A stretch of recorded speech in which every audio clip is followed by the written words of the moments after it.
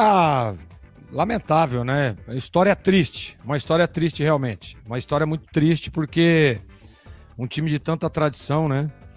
E acontece, pô, é só puxar o histórico da Ponte. Olha o Campeonato Paulista, o que aconteceu. Olha o que vem acontecendo no Campeonato Brasileiro. É difícil, é realmente muito complicado. Eu, como ex-atleta, me coloco aí no lugar desses jogadores que estão aí já desde o ano passado, né? Situação triste demais. Situação muito triste, realmente. Agora, para falar do jogo, né, Edu? O jogo de um time só, né?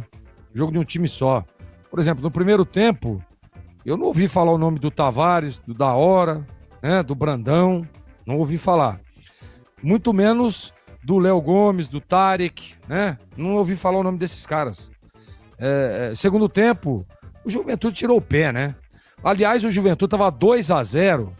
O Juventude, eu disse isso minutos antes do terceiro gol. Eu falei: olha, o Juventude já tirou o pé, né? Já tá bom, já ganhamos o jogo, né? Olha, não vamos fazer muito esforço, tá tudo bem, tá tudo certo. E aí o Porfírio dá um gol de presente pro time do Juventude.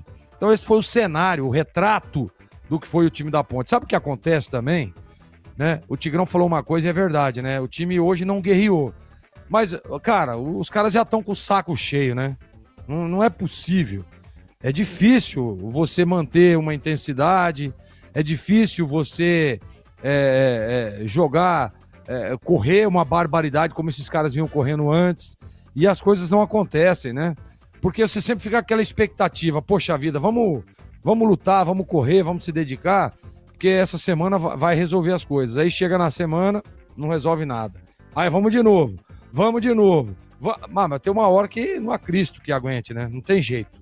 Então, realmente, Edu, é mais um jogo que a Ponte, na minha opinião, passou vergonha, né? Por tudo que aconteceu. Ah, teve erro de arbitragem, Gleg, teve isso, teve aquilo. Teve, mas eu acho que mesmo com toda a papagaiada que fez aí o trio, mais o VAR, hoje na partida, não dá para dizer que mudaria o resultado, que a Ponte poderia vencer o Juventude se não fosse aqueles erros. Acho que não. Acho que não, por tudo que foi criado e por toda a diferença, né, técnica das duas equipes. Então, para mim, realmente, o Juventude mereceu o resultado e a Ponte, mais uma vez, na Série B, passou vergonha, do Pinheiro. Um abraço aqui.